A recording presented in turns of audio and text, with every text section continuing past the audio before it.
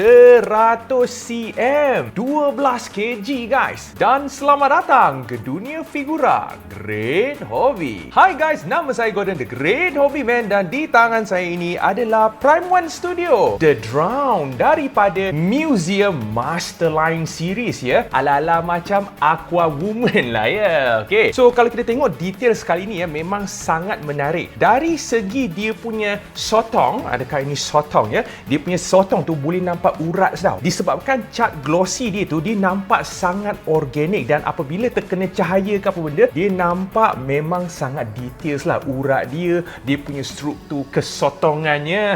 Kesotongan tu perkataan baru tau. Untuk base dia kali ni pula, dia ada 4 kepala gorgon ya, Kali ni ada 4 kepala. Struktur batu dia sepatutnya yang ni besi tau. Struktur besi dia memang nampak sangat details. Dari jauh memang nampak macam besi lah. Seperti biasa, Prime One Studio ni adalah limited edition. Satu dunia hanya ada 400 pieces sahaja. Kalau dari segi fabric ni, saya tertipu tau. Saya ingat ini fabric betul. Kalau kita tengok dekat peha dia, untuk kasut dia pula tu, dia punya kulit memang sangat real, sangat details ya. Dia punya tahap kerosakan kulit memang sangat natural. Lepas tu dia punya baju kulit kan, memang nampak macam kulit betul ya. Kalau kita tengok kat bahagian tangan dia ya, dia punya kulit lain pula.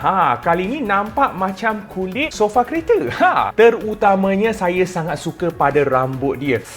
Dia punya details kecil-kecil tu memang sangat-sangat menarik, sangat-sangat details dan sangat-sangat cantik. Okay? Untuk yang limited edition ni, dia datang dengan 2 posisi tangan ataupun 2 jenis senjata yang dibagilah. Saya suka yang ini, dia nampak sikit macam Aquaman kan. Okay? Yang ini yang limited edition dan lagi satu tu, nampak yang original punya lah. Kalau kita tengok dari segi muka dia, kulit dia memang dari jauh ya, nampak sangat real. Macam kulit betul ya. Dia punya mulut tu, nampak glossy. Saya sangat suka ya. Dari segi baju yang dipakai, penggunaan warna dia memang sangat cantik. Bayang yang digunakan memang sangat details. Fabric dia memang sangat details juga. Seperti biasalah ya, Prime One Studio memang kualiti dia tip top ya. Alright, jadi sampai di sini saja video kita. Kita jumpa lagi di video yang baru.